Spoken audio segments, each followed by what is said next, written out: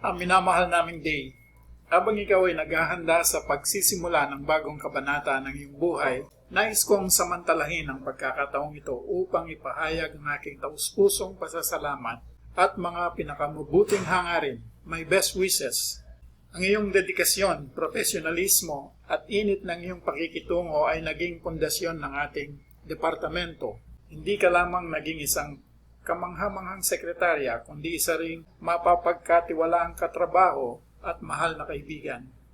Ang iyong atensyon sa detalye, kahusayan at walang kapugurang suporta ay nagkaroon ng malaking epekto sa ating samahan at tiyak na mararamdaman ang iyong pagkawala. Mamimiss ka namin. Mamimiss namin ang iyong nakakahawang ngiti, ang iyong matatalinong payo at ang iyong kamanghamanghang kakayahan na panatiliing maayos ang lahat.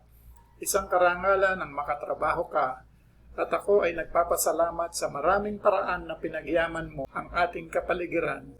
Habang ikaw ay nagre-retiro, sana'y matagpuan mo ang kasiyahan sa bawat bagong pakikipagsapalaran, kapayapaan sa mga simpleng sandali at kaganapan sa lahat ng pipiliing gawain. Ito ay panahon para sa iyo upang tamasahin ang bunga ng iyong pagsisikap at dedikasyon. At wala akong pagdududa na yayakapin mo ito ng may parehong biyaya at sigla na dinala mo sa ating lugar ng trabaho. Maraming salamat sa lahat, Ma'am Day. Binabati kita sa iyong pagre-retiro at naway mapuno ng kaligayahan, mabuting kalusugan at magagandang alaala ang mga darating pang mga taon. Isang pinakamainit na pagbati, Ma'am Day, ang iyong Sir Kit.